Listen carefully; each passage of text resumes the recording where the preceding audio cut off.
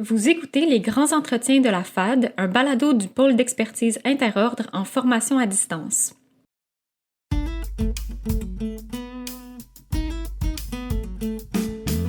Les grands entretiens de la FAD rassemblent des personnes praticiennes et chercheuses qui s'intéressent à la formation à distance en enseignement supérieur. Dans cet épisode, nous nous intéressons au processus de développement de ressources éducatives numériques pour la formation à distance. Je m'appelle Charlotte Lemieux et je suis chargée de projet du volet Veille et mobilisation des connaissances au pôle d'expertise interordre en formation à distance. La transformation numérique de l'éducation et la multiplication de l'offre de formation à distance amènent de plus en plus le corps enseignant à se tourner vers des ressources éducatives numériques et libres. Il s'agit de contenus pédagogiques numériques mis à disposition librement avec des licences ouvertes permettant de les utiliser, de les modifier, de les adapter et de les redistribuer pour soutenir des pratiques d'enseignement et d'apprentissage plus souples et inclusives. Il est en effet essentiel que ces ressources soient conçues pour être adaptables dans un contexte où les besoins des enseignantes et enseignants ainsi que de la communauté étudiante sont très divers. Les REN peuvent représenter des leviers puissants pour l'accessibilité, l'équité et l'inclusion en formation à distance. Elles participent à décentraliser la production des savoirs, à enrichir les perspectives pédagogiques et à soutenir les apprentissages, quels que soient les contextes sociaux ou géographiques des personnes. Le développement de REN en FAD n'est pas sans défi. Il s'agit de produire des contenus de qualité, mais aussi de penser à leur maintien dans le temps, à leur mise à jour et à leur intégration dans des environnements pédagogiques variés. Cela implique une coordination efficace entre toutes les parties impliquées. Pour en discuter, nous recevons aujourd'hui Marie Chassé, conseillère pédagogique et technopédagogue à la formation continue du Cégep de Saint-Hyacinthe. Marie supervise des équipes dans des projets de développement pédagogique asynchrone et agit comme conseillère ou conceptrice pédagogique principale. Elle a entre autres travaillé sur la REN Réfléchissons à voix haute, inspirée des livres dont vous êtes le héros, et conçue pour soutenir le développement de la pensée réflexive des personnes étudiantes à distance. Bonjour Marie. Bonjour Charlotte. Annick de Saint-Hilaire, qui est chef des affaires académiques chez eConcordia, le portail de la formation en ligne de l'Université Concordia. Donc, Annick est en charge de l'équipe qui développe les cours en ligne, composée entre autres de concepteurs pédagogiques et de spécialistes multimédia. Elle porte 2 projets de REN, un projet interordre de capsules témoignages sur le bien-être numérique en formation à distance et un projet de formation sur l'utilisation de l'IAG dans la conception de cours en ligne. Bonjour Annick. Bonjour Charlotte. Paolo Mendoza, qui est technopédagogue à la formation continue et au service aux entreprises du Cégep André Laurando. Paolo accompagne les personnes enseignantes et conseillères pédagogiques pour tout ce qui concerne la technopédagogie. Il fait partie du comité institutionnel sur l'IA et du comité sur les compétences numériques du Cégep. Il a participé à la création d'un guide d'accompagnement complet pour la formation des adultes à distance. Bonjour Paolo. Bonjour Charlotte. Et finalement, Claude Potvin, conseiller en pédagogie universitaire à l'Université Laval. Claude participe aux activités du pôle d'expertise, notamment au sein de l'équipe des REN, ainsi qu'à celle de la Fabrique REL. Il est chargé d'encadrement à l'Université de TÉLUQ et coordonnateur à l'édition de la revue Médiation et médiatisation. Ses activités professionnelles sont au croisement de la pédagogie universitaire, des ressources éducatives libres et de la diffusion des savoirs en contexte numérique. Bonjour Claude. Bonjour Charlotte. Alors, merci à tout le monde d'être là. Donc, je vais commencer. On va se lancer dans une première question un petit peu générale. Donc, quand on parle de ressources éducatives numériques en formation à distance, de quoi est-ce qu'on parle concrètement? En quoi une REN, ça se distingue de d'autres types de matériel de cours en ligne? Claude? En fait, une REN, c'est une ressource comme une autre. Des ressources numériques, des ressources tout court, maintenant elles sont toutes numériques. On en développe depuis toujours. Mais la plupart du temps, on le fait dans notre environnement, à partir de nos propres besoins. Alors qu'une ressource éducative numérique dans le contexte du pôle, ben évidemment, il y a une perspective de partage. Donc, ça veut dire qu'on a une autre préoccupation dès le départ lorsqu'on conçoit notre ressource éducative numérique. En général, on va utiliser, par exemple, une licence Creative Commons. Pas toujours, il y a d'autres types de licences, mais le fait d'utiliser ces licences-là, évidemment, ça nous simplifie un petit peu la vie. Il y a souvent dans la licence, quand on parle de licence éducative numérique, on parle aussi de ressources éducatives libres parce qu'il y a une bonne majorité des licences Creative Commons où il y a une composante, il y a des licences qui permettent la modification. C'est ce qu'on entend essentiellement par ressources éducatives libres. Mais ça peut être aussi non libre, c'est-à-dire qu'on permet l'accès, mais sans la modification. Alors, mais cette préoccupation-là de départ, ressources éducatives numériques, là, de penser aux autres lorsqu'on développe une ressource, c'est fondamental.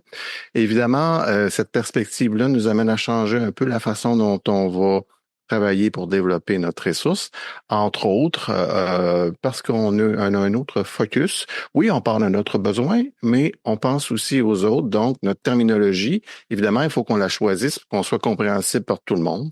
Et on fait aussi moins de référence à des outils spécifiques ou des procédures qui sont très, très spécifiques à notre environnement. Sinon, évidemment, on ne sera pas compris.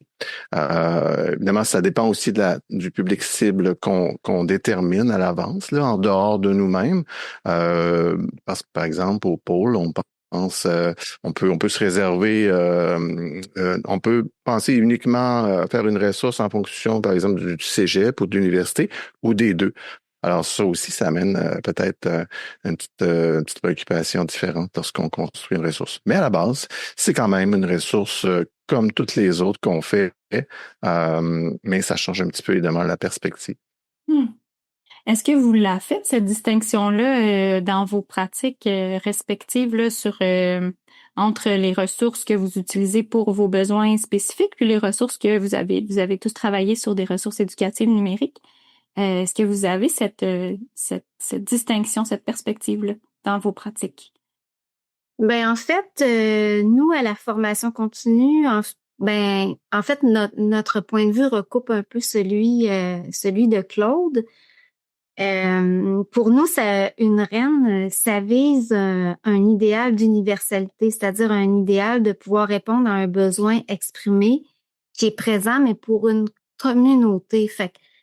Puis pour nous, communauté, ben c'est ça, Claude l'a déjà mentionné, là, mais ça peut être les enseignants d'un programme, les enseignants de l'AFC, les enseignants du Cégep, les enseignants du Québec dans le cadre du pôle. Donc, nous, c'est pas mal la distinction qu'on fait entre les deux. Je vous dirais que dans le cadre du pôle, ce qu'on trouve vraiment bien, c'est que ça nous permet de prendre du recul pour vraiment développer une ressource qui s'adresse à un plus grand nombre et faire vraiment de l'innovation pédagogique. Donc, vous avez un public cible en tête là, quand vous créez une ressource. Est-ce que c'est le cas pour tout le monde, Annick, Paolo? Moi, ce que je trouve, c'est ça, donc intéressant, c'est justement de penser qu'on ne sera pas dans un petit groupe seulement, mettons, dans notre unité à utiliser cette ressource-là, mais donc à partir du moment où tu penses donc que elle pourrait être utilisée par différentes ressources dans les autres établissements. Donc, dans l'analyse, donc tu tiens compte de d'autres éléments sur l'adaptation, donc comment ça va évoluer aussi dans le temps, comment les gens vont pouvoir l'implémenter. Alors, puis je trouve ça excitant de pouvoir imaginer que tu développes quelque chose qui va pouvoir servir à d'autres gens dans d'autres établissements. Là, tu sais, donc, j'aime beaucoup cette idée-là de développer des REN. Oui, tout à fait. En fait, je vois que cet esprit de partage est bien présent dans le réseau collégial. En fait, je vois que nos collègues veulent toujours partager les ressources qui sont en train de développer dans leur milieu. Récemment, d'ailleurs, j'ai partagé en document une REN que j'ai conçue, c'est plutôt une grille d'évaluation dynamique. Je l'ai partagée dans notre communauté de pratique Reptique et une chose que j'ai voulu faire, c'est de rendre ça modifiable le plus possible. Donc, j'ai pas ajouté le logo du cégep, par exemple. Donc, j'ai permis aux gens d'ajouter leur propre logo. Donc, il y avait un bouton pour ajouter ici le logo de votre institution. Donc, c'est dans cet esprit de partage que je crois qu'on peut donc développer une ressource éducative numérique. Mm-hmm. Pour la REN, j'ai mentionné un petit peu plus tôt, là, Paolo, que tu avais participé au développement d'une REN sur un guide pour la formation des adultes en formation à distance. C'était quoi le point de départ de ce projet-là? Est-ce que c'était un besoin pédagogique, un problème à résoudre? C'était quoi le point de départ? À la fois un problème à résoudre et bien sûr un besoin pédagogique. En fait, comme tu l'avais mentionné, le titre en fait formation à distance pour adultes, on s'est rendu compte que finalement il n'y avait pas beaucoup de matériel concernant ce sujet. Donc on s'est dit voilà, on a ici un manque, un besoin qu'on pourrait répondre. Donc on a décidé de contribuer, en fait. On voulait pas, on n'avait pas la prétention de régler ces problèmes d'ordre complexe, en fait, mais on voulait quand même apporter notre contribution et puis on vient de finaliser, en fait, la REN qui a été envoyée la semaine dernière, en fait. Puis c'est bientôt du sujet, je profite pour faire la promotion. Et puis, donc, c'est ça, c'était notre objectif, d'apporter une contribution parce que, voilà, on n'a pas beaucoup de contenu, de documents, de matériel portant sur la formation à distance pour adultes. Donc, Est-ce que c'est une recherche qui vous a permis de constater ce manque-là ou c'est... Oui, effectivement. On voulait offrir à nos formateurs, à nos chargés de cours de la formation continue, une boîte à outils et on faisait des recherches pour donc faire peut-être une sorte de REN à l'interne pour nos formateurs, pour nos chargés de cours, mais on s'est rendu compte qu'il n'y avait pas beaucoup de matériel portant sur la formation à distance pour adultes. Et c'est là qu'on a vu passer le courriel, l'invitation, l'appel, en fait, à projet. Et voilà, pourquoi pas, on pourrait nous-mêmes créer une REN pour répondre à ces besoins. Oui, puis pour ce qui est des approches ou des modèles sur lesquels vous vous êtes basés là, pour concevoir vos REN, Annick, est-ce que tu veux m'en parler un petit peu pour la REN, peut-être les capsules sur le bien-être numérique, ou on a parlé d'une autre, une formation sur l'utilisation de l'IAG? Oui, tout à fait. Tu vois, ce qui est intéressant, nous, donc, on développe 2 REN et les approches ont été donc différentes pour les 2. Alors, la première REN qu'on est en train de développer, c'est une formation sur l'utilisation de l'IAG dans la conception de formation à distance. Ça, donc, on avait eu une approche, tu sais, donc un peu à 10. Donc, analyse, design, développement, implémentation, évaluation. Puis, en fait, c'est ça, donc, on a vu comme un besoin à l'interne de pouvoir aider nos concepteurs pédagogiques et nos professeurs à pouvoir utiliser, donc, l'intelligence artificielle générative. Puis là, donc, on a fait une analyse, tu sais, un petit peu systématique de dire qu'est-ce qu'on aurait besoin pour créer cette formation-là. Puis là, donc, on a fait un premier design. Puis c'est après coup qu'on a fait, OK, ben là, tu sais, il nous faudrait peut-être un peu ça va être un investissement dans l'organisation. Puis on s'est dit, est-ce que si on la partage à plus largement, parce qu'on disait, on ne doit pas être les seuls là, présentement dans d'autres établissements, ils doivent avoir aussi ces mêmes défis-là. Puis là, donc, on a appliqué pour le pôle pour pouvoir ensuite faire aussi avoir du support pour pouvoir faire le développement puis tout ça. Puis là, j'ai hâte à l'implémentation puis ensuite de l'évaluer. C'était un peu l'approche qu'on a prise pour celle-là. C'est drôle parce que ce deuxième REN qu'on est en train de développer, Elle a eu comme un parcours un peu différent. C'est en participant à la semaine de la formation à distance, puis j'étais dans un atelier où on parlait justement du bien-être numérique. On avait des échanges un peu de façon spontanée, tout ça. Puis à un moment donné, on disait, mais si on avait à développer une reine, de quoi ça pourrait avoir l'air? Puis là, on a commencé à faire, plus, des sessions de brainstorm, tout ça. Puis on est arrivé rapidement à dire le format, puis ensuite on s'est dit, OK, ben là, on va faire à rebours un peu, bon, ça serait quoi nos objectifs pédagogiques? Qu'est-ce qu'on veut atteindre avec cette reine-là? Puis on est allé avec un modèle où on a fait un premier prototype pour le soumettre aux gens, dire qu'est-ce que vous pensez de ce modèle-là, de ce format-là. Puis là, maintenant, on va développer la suite.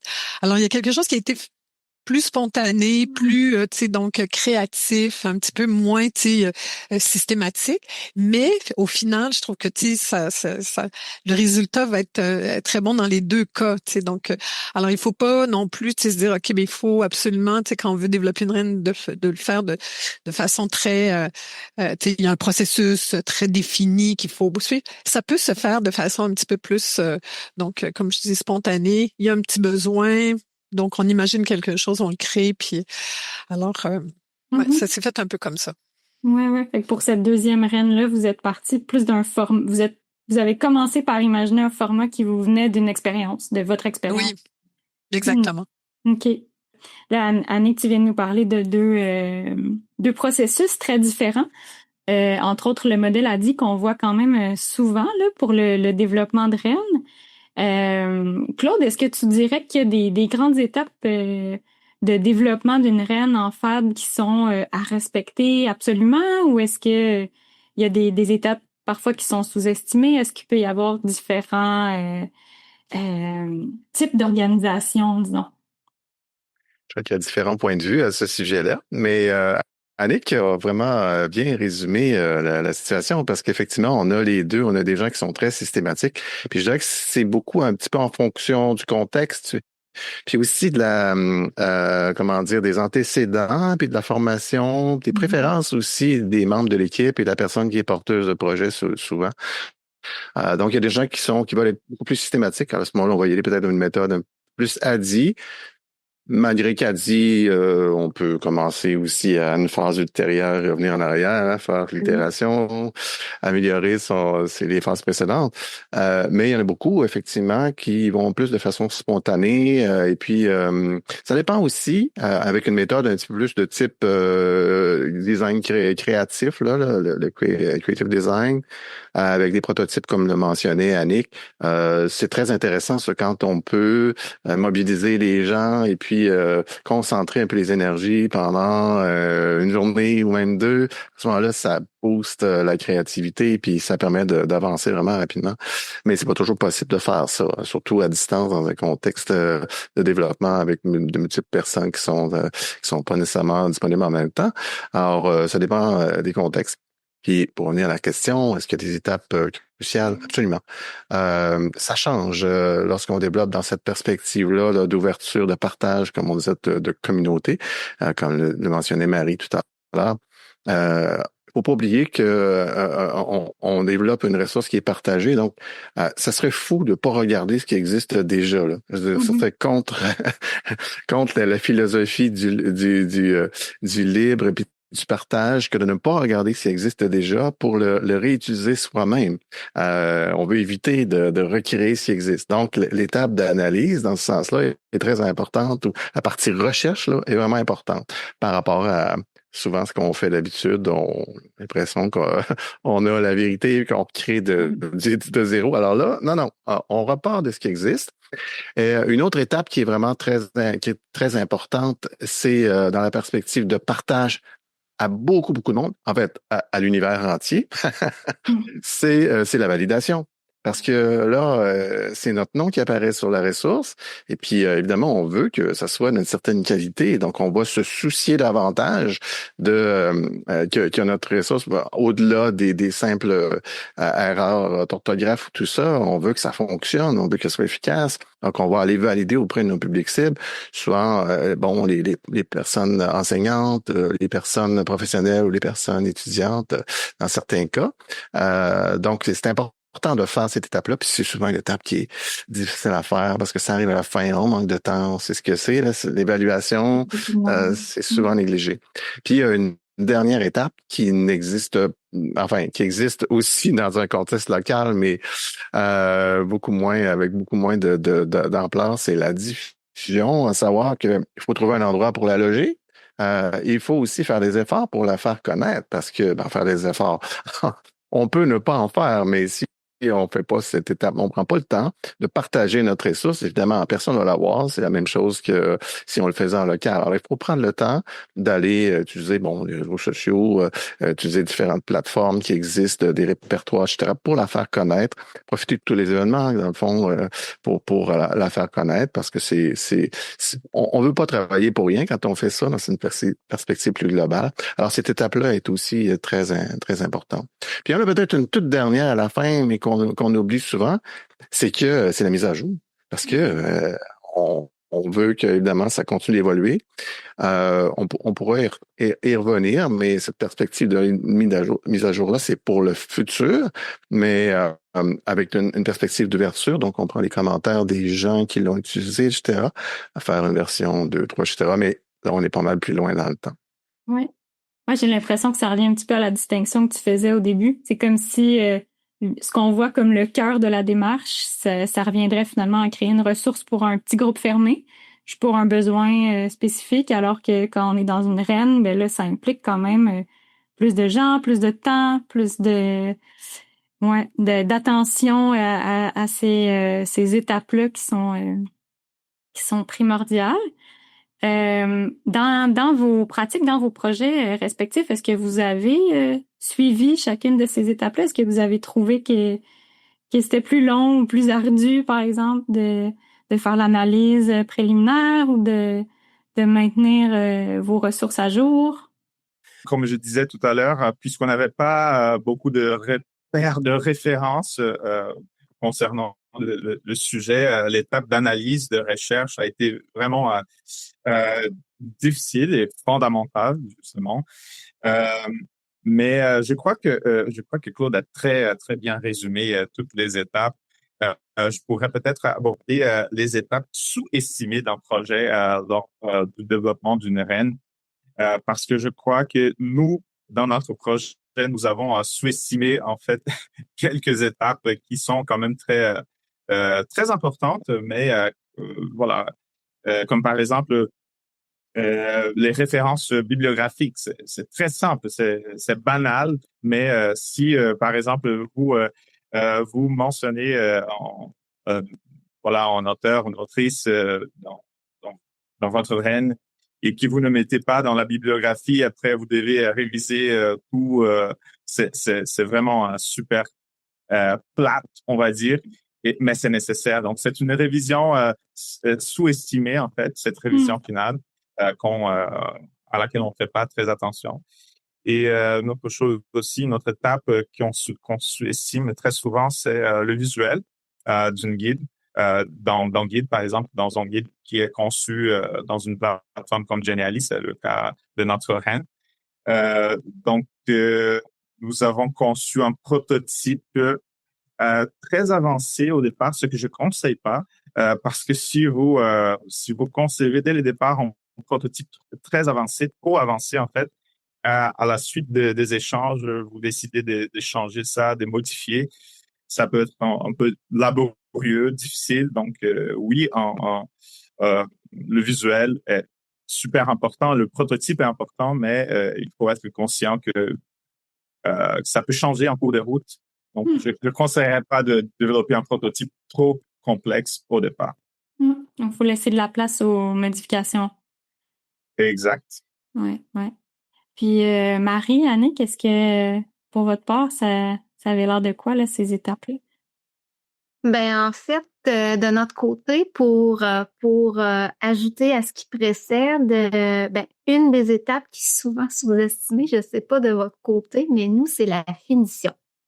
Parce que un projet, ça n'en finit plus de finir, dans le sens où on va toujours trouver des petits détails à gauche et à droite qui vont comme clignoter, là. Puis pour nous dire, tu sais, il y aurait ça à améliorer, il y aurait encore ça à améliorer. Fait que, tu sais, tout ça pour dire qu'il faut savoir s'arrêter. Puis nous, dans le développement de la reine, on a utilisé l'approche SAM, ce qui veut dire qu'on fait plusieurs petits micro-pilotes. Et donc, ce que ça veut dire qu'on reçoit beaucoup de suggestions, fait que ça nous a demandé de vraiment prioriser, puis tu sais, de se dire, on peut pas répondre à tous les besoins. Ah, c'est intéressant. Annick, est-ce qu'il y a des étapes pour vous qui ont été... Mais je ferais vraiment du pouce sur ce que Marie vient de dire. Donc, dans une des reines, donc celle sur, tu sais, donc le développement de formation sur l'utilisation de l'intelligence artificielle générative pour développer de la formation à distance. Dans cette reine-là, on avait donc décidé de pouvoir, tu sais, donc faire des périodes de validation des contenus puis tout ça. Puis comme Marie disait, tout le monde a des suggestions, puis donc d'ajout, tout ça. Puis à un moment donné, à la lumière des commentaires qu'on avait, on aurait eu une formation qui aurait duré, tu sais, pas loin de 12 heures. Puis là, ça n'a pas de bon sens. Là. Tu sais, si on ajoute des chapitres là-dessus, sur ça. Puis à un moment donné, c'était de dire qu'il faut essayer de cadrer le contenu le plus possible. Synthétiser, ça va être des fondamentaux, ça sera pas non plus, tu sais, parce que tu peux t'embarquer, tu sais, donc dans l'ajout, tu sais, perpétuel de contenu. Puis à un moment donné, tu te dis, ok, ben là, on va délimiter notre terrain de jeu là un petit peu, puis s'assurer que quand tu fais valider auprès de différents intervenants, ben que tu puisses dire, ben écoutez, oui, on va faire des choix, puis c'est ça, parce que sinon, ben tu sais, tu peux avoir à l'infini, tu sais, donc des modifications, des ajouts, puis tout ça. Alors ça, je pense que c'est un des défis qu'on a eu pour pour le développement de cette reine-là. Puis dans l'autre, celle sur le développement des capsules sur le bien-être numérique. Donc, celle-là, c'était donc un partenariat avec une belle production avec des intervenants de différents établissements. Puis là, on avait différents rôles. Puis c'était de s'organiser ensemble avec les horaires de chacun, puis de s'assurer qu'on ait quelqu'un qui puisse, tu sais, donc essayer de suivre le tempo, là, tu sais, puis de garder le rythme pour qu'on puisse arriver à livrer avec les horaires de tout le monde, là, tu sais. Donc, pour nous, ça, c'était un défi, je trouve, pour le développement de la ressource sur les capsules du bien-être numérique, là, d'essayer avec les occupations de tous et chacun, de rentrer ça, de se trouver des moments où on pouvait partager, que les rôles et responsabilités soient clairs pour faire avancer le projet, tout ça. Mm-hmm. Justement, Marie, quel rôle tu dirais que la collaboration joue dans la réussite du développement d'un projet de reine? En fait, c'est sûr que c'est primordial. Je dirais que la collaboration, elle est multidimensionnelle. Il y a d'abord la collaboration dans l'équipe de conception en tant que telle. Mais il y a aussi un type de collaboration dont on parle peu, là, mais c'est la collaboration avec l'ouvrage, avec le dispositif en devenir. Comme je l'ai mentionné un peu plus tôt, nous, on travaille avec l'approche SAM, ce qui veut dire qu'on fait un petit prototype au début, qu'on fait évoluer par tour de roue. Au début d'un projet, ça veut dire qu'on a une vue assez incomplète de notre dispositif. On ne sait pas dans tous les menus détails ce à quoi il va ressembler. Mais il arrive à un moment donné, parce que dans le fond, on le découvre au fil de la conception. Puis il arrive un moment donné où c'est même le dispositif qui oriente son développement, dans le sens qu'on le voit, on voit telle chose, OK, pour que ça soit encore plus cohérent, pour vraiment le rendre plus solide. Puis ça, je trouve que c'est une collaboration qui est quand même importante parce que ces moments-là, c'est des choses souvent qu'on n'avait pas prévues au début. Je pense qu'il faut se laisser une espèce de liberté, de flexibilité. On peut pas tout prévoir au début d'un projet, d'une conception d'une reine. Je pense qu'il faut se laisser cette ouverture-là. Le projet va nous apprendre des choses et tout ça. Fait que nous, on y va vraiment, on y va vraiment comme ça. Puis ce qui nous guide, je sais pas si vous avez déjà expérimenté ça. Vous êtes en train de concevoir, puis à un moment donné, vous dites, c'est en plein ça. Mais quand c'est en plein ça, c'est parce que c'est ça. Donc voilà. C'est intéressant le rapport avec la ressource elle-même entre les personnes, mais aussi avec la. Oui. Est-ce que vous étiez comme dans une collaboration avec des personnes à l'externe aussi, ou c'était toi puis une autre collègue? Oui, Charlotte, c'était moi, Vanita, qui est ma collègue technopédagogue de la formation régulière du Cégep André Laurando. Et aussi, on a été chanceux, en fait, parce que nous avons eu aussi accès à un groupe de consultation constitué des conseillères pédagogiques. J'ai dit au féminin parce qu'il n'y avait que des conseillères pédagogiques, conseillères pédagogiques REPTIC et REPCAR. Donc, ce groupe, je dirais, qui a été fondamental pour le développement de notre ressource, de notre REN.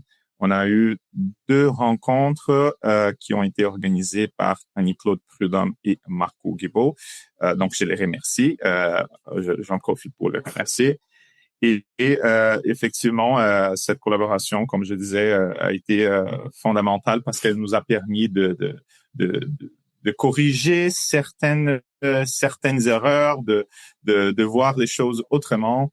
Donc, je considère que la collaboration, surtout parce que c'est une collaboration de personnes externes. Donc, c'est difficile quand t'es plongé dans un projet pendant plusieurs mois. On voit plus les erreurs, on voit plus rien en fait. Et cette collaboration de personnes externes est fondamentale pour nous. Ça a été vraiment très aidant, très important. Est-ce qu'il y en a parmi vous qui est à l'étape de l'implantation ou bien qui avait vécu en fait cette étape-là, ça peut être pour une autre reine? C'est pas, on arrive à l'étape d'implémentation, donc puis on a justement à penser justement comment ça va être utilisé, comment les gens vont pouvoir aussi l'adapter. Comme Paolo le mentionnait tantôt, on veut que les gens puissent s'en servir. Alors un guide, donc d'adaptation. Donc il y a ces éléments-là en support à la reine elle-même qu'on a décidé de pouvoir développer. Alors on arrive à cette étape-là, puis j'ai hâte de la voir en place, puis donc de pouvoir ensuite voir les réactions des gens qui l'ont utilisé. Donc, on suggère aussi des façons de l'utiliser. Alors, j'ai très hâte de voir comment ça va se déployer, là. Mais Claude, peut-être, tantôt, tu nous en parlais de comme l'importance de cette étape-là, de diffuser une reine une fois qu'elle est produite. Dans ton expérience auprès d'équipes, par exemple, qui auraient produit des reines, c'est quoi les défis qu'on peut rencontrer à cette étape-là? Ouais, il y a plusieurs aspects sur l'aspect diffusion, sur la question de la diffusion. Bon, il y a une première difficulté, c'est qui nous apparaît en pleine face là quand je vais vous contextualiser la chose. C'est que moi je travaille avec l'équipe des reines du pôle et puis on a fait une des premières tâches qu'on a fait il y a 3 ans, c'est faire l'inventaire de ce qui existait. Et il y en existe énormément qui sont tout partout. Et puis, il n'y a pas vraiment de moteur de type, je vais parler de Google, parce que tout le monde le connaît. Google Ren, ça n'existe pas. Bon, alors, ça serait dans le fun, mais ça n'existe pas. Donc, il faut aller partout pour les trouver. Alors ça, c'est une première difficulté. Puis bon, au Québec, on sait, il y a une réflexion, éventuellement Pavillon Rennes, le projet Pavillon Rennes, qui est actuellement un répertoire, qui va éventuellement devenir peut-être une possibilité de dépôt. Mais ça va peut-être simplifier, en tout cas au Québec, le repérage de ces ressources-là. Alors ça, c'est une première chose. Donc, où aller placer notre ressource? À ce sujet-là, il faut distinguer vous savez, quand on développe une ressource éducative numérique qu'on veut partager, on veut choisir la plateforme la plus pérenne possible dans le temps. On veut pas que dans 3 ans, elle disparaisse. Et le problème, quand on place, on dépose nos ressources sur nos sites web institutionnels, ben, c'est qu'après 2, 3, 4, 5 ans, oups, ça change, la structure change. Alors, si elle a été référée ailleurs, on les trouve plus. Alors, c'est vraiment le problème. Donc, il faut trouver une plateforme qui soit pérenne. Et à ça, même si on trouve une plateforme pérenne, eh ben il y a le choix éventuellement de plateformes qui soient vivantes ou pas. Quand je parle de plateformes vivantes, là, on parle de ressources vivantes aussi, c'est la possibilité, même si on l'a déposé dans une structure permanente, ben de la mettre à jour. De continuer de la mettre à jour. Par exemple, un site web, c'est sûr, institutionnel, ça continue d'être mis à jour. Si on fait une ressource sur Genially, Canva, ben c'est des applications web, donc on peut continuellement mettre à jour ces ressources-là. Évidemment, il faut mettre à jour aussi les sources, parce que si la licence est libre, il faut s'assurer de livrer les sources aussi. Donc, il faut se préoccuper aussi de mettre à jour les ressources. Donc, c'est quand même un défi, ça, où aller partager, là. Donc, cette question-là est vraiment quand même fondamentale parce qu'on veut produire pour le futur. Donc, le choix de plateforme dans ce contexte-là est quand même important aussi parce que si on s'en va vers des plateformes qui sont, évidemment, on cherche, surtout si on a une licence libre, on cherche des plateformes qui sont très, très populaires, hein, où il n'y a pas de barrière si on prend un outil qui est pas connu, évidemment. Il y a des gros risques. Ça tombe à l'eau dans 2-3 ans. Même des plateformes comme Genially ou Canva, on est dépendant des licences souvent. Hein. On va utiliser souvent la licence. C'est des licences semi-payantes là sur ces outils-là. Alors si on produit une ressource avec une licence payante, ben là, ça veut dire qu'il y a un petit peu moins de public cible qui va pouvoir la modifier éventuellement. Peut-être qu'ils vont pouvoir l'utiliser, mais pas la modifier. Alors, des questions quand même importantes. Puis, je dirais qu'il n'y a pas de réponse absolue dans ce domaine-là. Là, il y a toujours du noir et du blanc, du gris. Et il y a des gens d'ailleurs dans l'univers des ressources numériques, surtout du côté du libre, qui sont un petit peu extrémistes là-dessus. Il y a des gens qui disent non, il faut utiliser que du libre. Pas question d'utiliser même les suites Microsoft qui sont évidemment partout ces temps-ci, mais qui seront peut-être pas dans 10 ans, on sait pas. Hein. Et puis des gens qui disent non, c'est pas grave, là, moi je développe sur n'importe quelle plateforme, je la partage, puis c'est ça qui est bon. Alors on nage entre ces deux positions-là, mais l'idée là-dedans, c'est qu'on vise toujours le maximum de gens quand on choisit notre plateforme. Donc pour la diffusion, c'est quand même une question qui est très importante, le choix de l'outil. Ouais, c'est complexe, puis c'est beaucoup de travail, en tout cas à l'entendre comme ça. Donc, ben là-dessus, est-ce que vous réfléchissez à comment votre reine va vivre par elle-même une fois qu'elle est diffusée? Donc, qu'est-ce que vous prenez en considération, puis comment ça peut affecter votre choix de licence? Je sais, Annick, que vous aviez discuté de ça récemment, en fait, là. C'est certain que tu veux jouer donc puis trouver l'équilibre, tu sais, entre dire OK, ben nous on veut la développer, admettons avec un outil, ça c'est la meilleure façon de le rendre, mais comme Claude le mentionnait, tu dis comment cet outil-là, cette licence-là, donc peut évoluer dans le temps. Est-ce que les gens vont avoir à l'acheter, est-ce qu'ils l'ont déjà ou pas? Puis là, de faire des choix sur dire bon, OK, on veut faciliter l'adoption de cette reine-là, de l'implémentation pour les gens, puis l'adaptation, tu sais, comme nous on disait, ben tu sais, on veut leur donner la formule, comment le faire, tu sais, alors on va avoir un petit guide qui va expliquer tout ça. Ça a beaucoup quand même joué, tu sais, dans le choix, tu sais, de dire OK, bon, quelque chose qui est facile à faire. Donc pour la capsule sur le bien-être numérique là, pour être plus concrète là, on s'est dit ben on va faire un enregistrement comme on est en train de le faire là, tu sais, donc en utilisant Teams ou Zoom, puis que les gens ensuite pourront faire du montage. L'idée, c'est que les gens, les participants partagent un peu leur expérience sur le bien-être numérique avec les thématiques.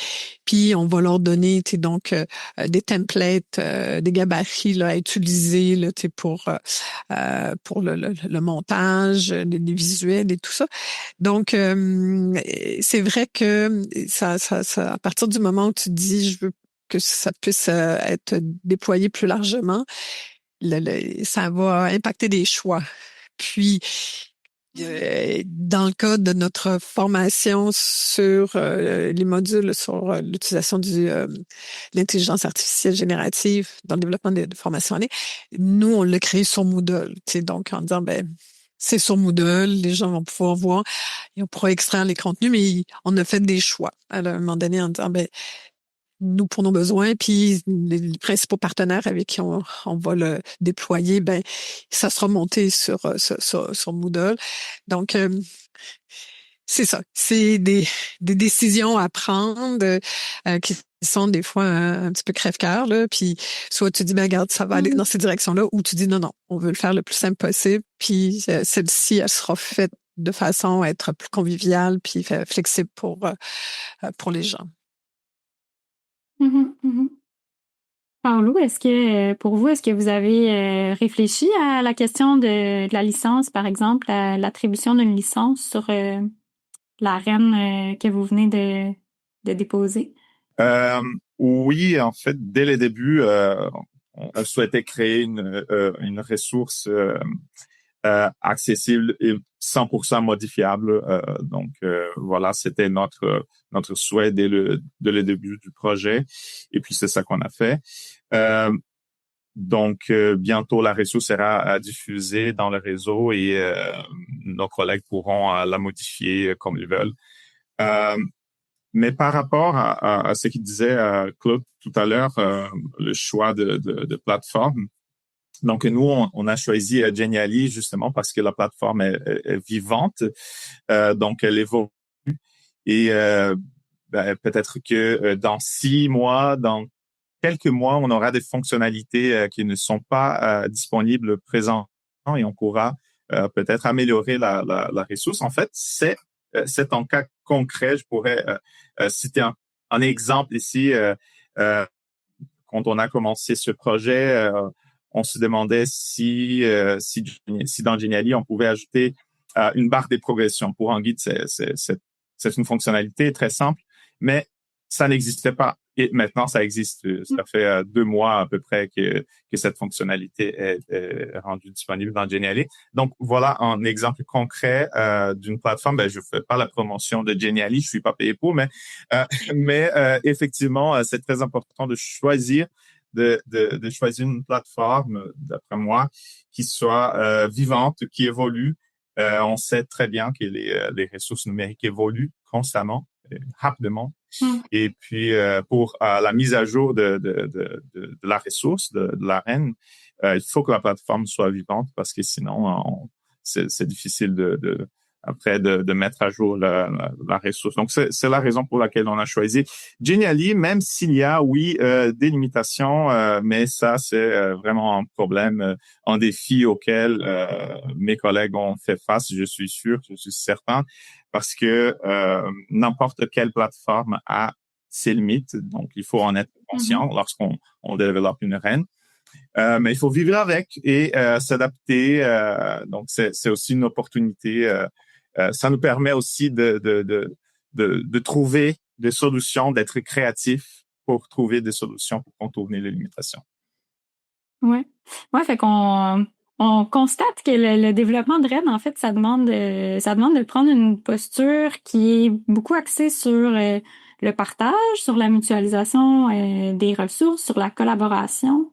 Ça revient à ce que Claude disait, quand tu développes une REN, évidemment, la première chose, c'est d'essayer d'aller voir qu'est-ce qu'il y a présentement là, pour essayer d'éviter de démultiplier les mêmes les mêmes initiatives, de création de ressources, tout ça. Moi, j'ai beaucoup aimé quand ça a commencé à être partagé. Puis, donc, on avait participé aussi à l'identification au tout début, là, puis dire, OK, sur telle chose, mon Dieu, oui, on est plusieurs à avoir essayé de développer du matériel, de support, puis dire, OK, puis là, de voir les types, puis qu'est-ce qu'on a le besoin finalement complémentaire ou qu'est-ce qui manquait. Alors ça, c'est important. Puis j'aime beaucoup l'idée de pouvoir avoir cette cartographie ou une façon de pouvoir classer pour qu'on puisse vraiment aller chercher, puiser dès que tu as un besoin. Ah, je me demande ce que les autres ont. Y a-t-il quelqu'un qui a développé quelque chose sur l'accessibilité, pour tel contexte, puis là, d'aller voir, ah, OK, ça.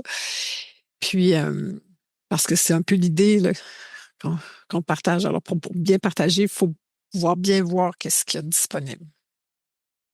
Je serais curieuse, dites-moi si vous n'êtes pas à l'aise de répondre, mais vu qu'on est comme un panel interordre, puis peut-être que je me trompe, mais est-ce que c'est possible que cette culture-là de partage, de collaboration, elle soit un peu plus présente dans les cégeps que dans les universités?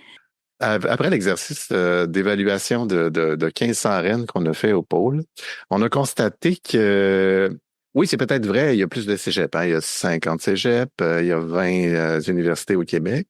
Éventuellement, il y a peut-être plus de partage du côté des collèges. Par contre, les licences qu'on y retrouve, on constate que, en tout cas, les gens n'étaient pas initiés, en tout cas, je prends comme référence la pandémie, à la notion de licence libre.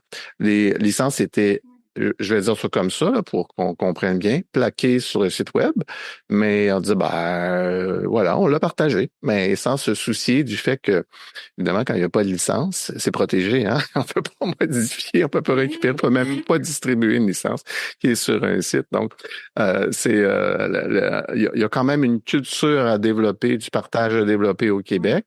Puis, je dirais que les universités sont un peu plus avancées de ce côté-là, en tout cas dans l'appropriation, parce qu'il y avait plus de licences qui, du côté universitaire, avec une étiquette libre. Donc, oui, c'est pas, mais par contre, c'est vrai, je pense qu'en termes de c'est un pléonasme, collégialité, les cégeps, les collèges sont un petit peu plus familiers avec cette notion-là. Puis c'est vrai que l'idée de tour d'ivoire, là, du prof qui développe dans son petit coin, existe encore à l'université, même si ça tend quand même à se disparaître un petit peu. Peut-être pas disparaître, mais s'atténuer, disons. Là, les gens travaillent un petit peu plus dans l'ouverture maintenant, jamais avec Internet, avec les communautés, etc. Donc, c'est une question qui doit être nuancée. La réponse est nuancée. Oui, c'est intéressant. Pour finir, j'aimerais ça vous amener vers des recommandations, peut-être. Annick, si tu avais à faire quelques recommandations là, à une équipe qui voudrait se lancer dans le développement d'une reine en formation à distance, qu'est-ce que tu pourrais recommander? Ben, je les encourage parce que donc je trouve que c'est une belle, c'est un beau projet de s'embarquer donc dans le développement d'une reine. Ce qui est important de faire au départ, c'est de prendre ça vraiment comme un projet où on va définir quand est-ce qu'on commence, quand est-ce qu'on finit, des étapes avec donc des milestones. Aussi de se constituer une équipe avec des rôles et responsabilités quand même bien définis, pour être sûr que qu'il n'y a pas de flou, mais tu sais, c'est celui qui est supposé de faire ça ou elle, et tout ça, surtout quand tu travailles avec en partenariat avec d'autres établissements, là, tu sais, donc alors tu sais, de le prendre comme un projet où tu te donnes donc différentes étapes à suivre puis à accomplir dans le temps pour y arriver, parce que ça peut facilement juste, tu sais, tout le monde a des bien occupés, alors ça peut glisser, là, puis là, donc, tu termines pas. Il faut un chef d'orchestre, là, tu sais, je dirais, pour pouvoir, puis qui fait quoi, là, tu sais, donc. Puis ensuite, d'être réaliste dans ce qu'on va développer. Tu sais, l'ambition, tu sais, le goût d'ajouter, de tout ça. Puis à un moment donné, se dire, OK, on va se faire un plan, puis réaliste de ce qu'on est capable de livrer, tu sais, tout ça. Puis ça sera peut-être une première étape, il y aura peut-être des étapes, mais quand on essaie de faire trop gros, des fois, c'est là que des choses, par moment, ne peuvent ne pas aboutir. Puis c'est ça, il n'y a pas de recette, tu sais, là, tu sais, absolument...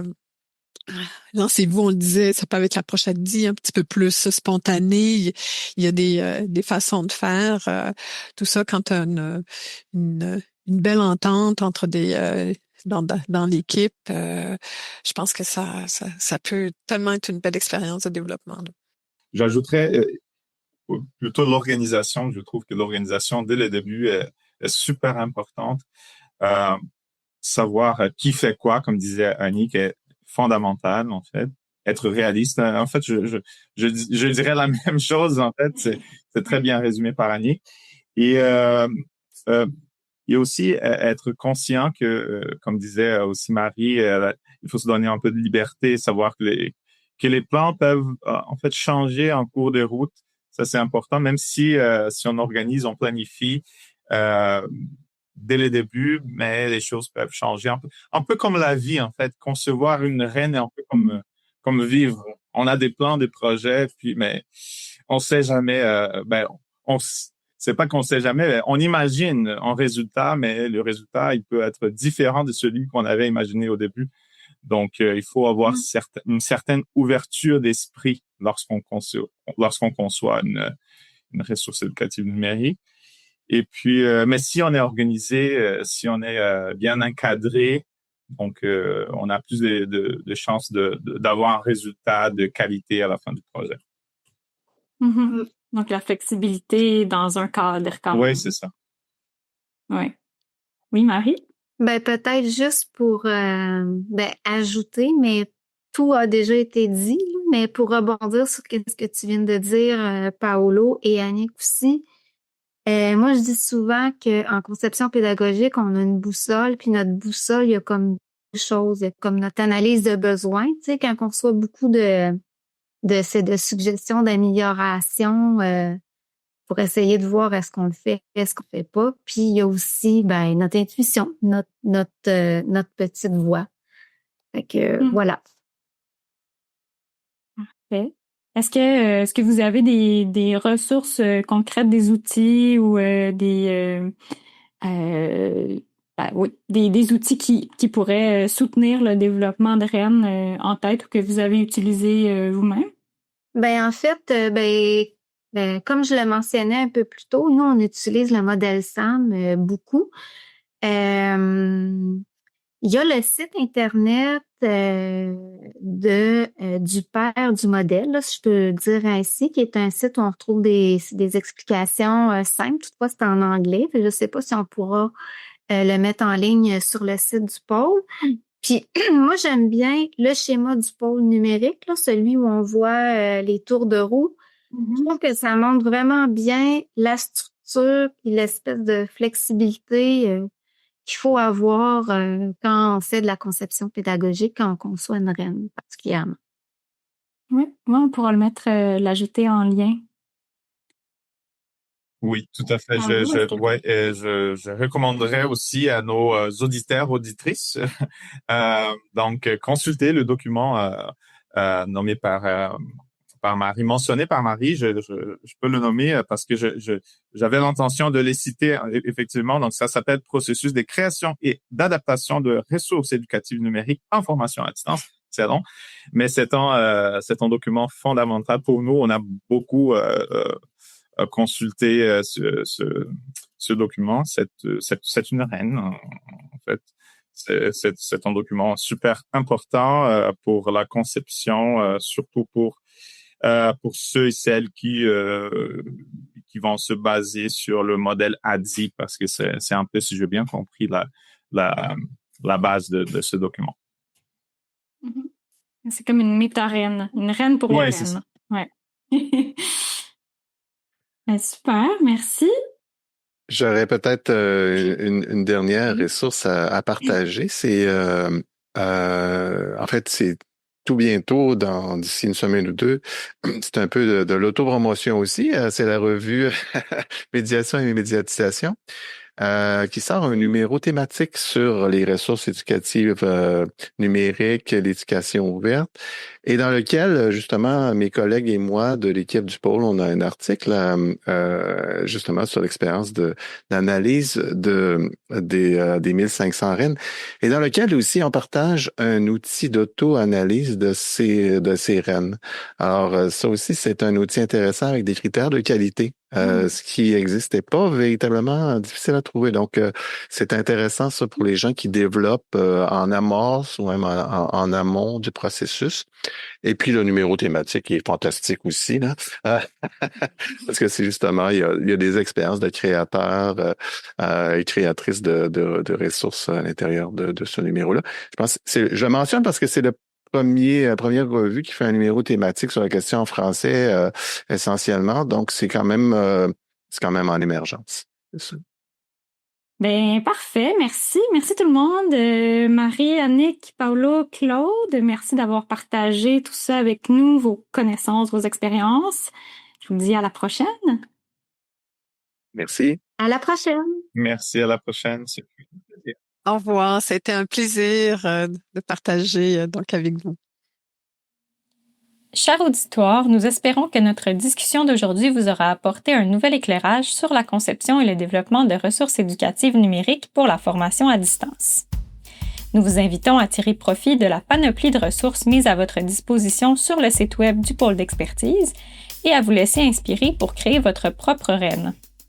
Je vous remercie d'avoir été à l'écoute et je vous donne rendez-vous pour le prochain épisode où nous continuerons de discuter des facettes du monde de la formation à distance en enseignement supérieur. À bientôt!